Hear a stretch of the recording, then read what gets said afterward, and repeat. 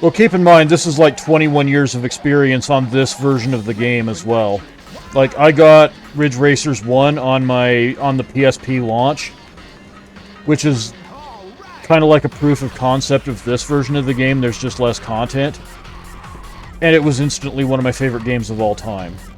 And I played it accordingly. I don't say that to, like, brag, but I don't think that I am a reasonable standard to hold yourself against in terms of playing this game. Just because it was probably made with playing maybe 10, 20 hours throughout the course of your life. I've put hundreds of hours into this throughout the course of my life, maybe even thousands at this point. So it's just a ton of experience, really. I could teach you some stuff. I'd be glad to teach you some stuff. I want to get more people into this game, but yeah, this is all experience. And a lot of what I do is more knowledge than skill. Like, I don't even really think I'm that good. I've just figured out a lot.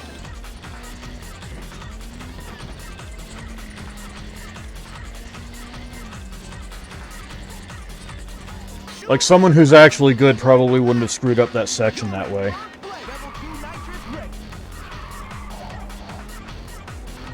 Oh, I thought that was one of those cases where, like I said, you might think you're in a drifting state, but you're not.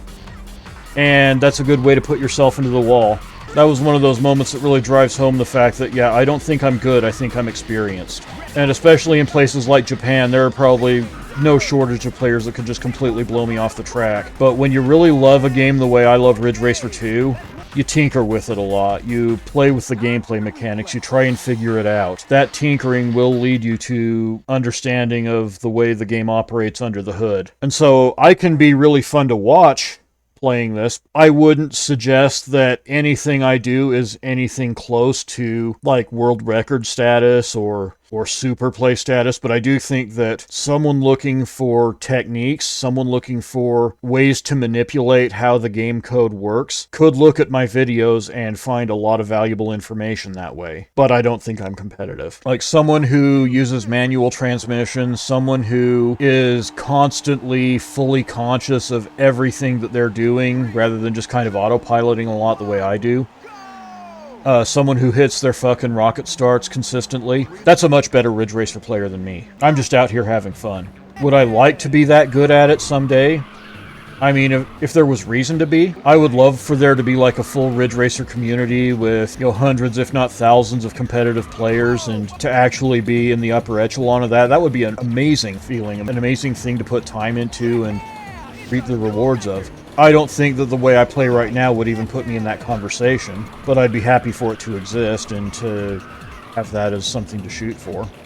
Like, I want for the arcade racing community, if one exists right now, I want for it what the FGC has, where everyone's got their own games that they gravitate toward, and there's a good, solid community of players in each one of them.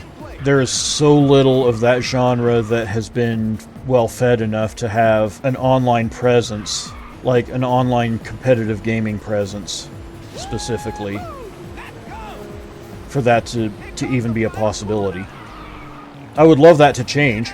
Well, the few opportunities that it had, I don't feel really got capitalized on. I don't remember there being a lot of people playing Daytona when it went to PS3 and 360. I don't remember huge communities sprouting up for Outrun 2006 or Sega Rally Online Arcade. It's entirely possible that it was there and I just was the one who missed the boat, but I definitely didn't see it. I wouldn't even mind trying to put something like that together. There's games in the pipeline that are worthy of it. The big problem right now is that you've got a lot of really talented developers working on their contributions to arcade racing. Absolutely none of them seem to be including online play that I can see. Some of them have leaderboards, but that's not the same. Super Polygon Grand Prix, I would love to play that online. Formula Retro Racing World Tour, I would love to play that online. 4PGP coming out, I would love to play that online. DDI Rally, Super Retro GP. Like, maybe one or two of those has online play, but I don't know about it. Ridge Racer 6 and 7 were alright online back in the day.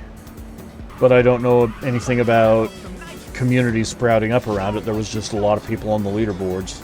But I want communities. I want Discord servers. I want people discussing tech online. I want tournaments. I want Just all of the things that the FGC enjoys, I want that for arcade racing. But I just don't know if the games are wired for it. Oh, I didn't turn in time. And again, I reiterate, I do not consider myself that good at Ridge Racer 2. And that was a really good example of it right there.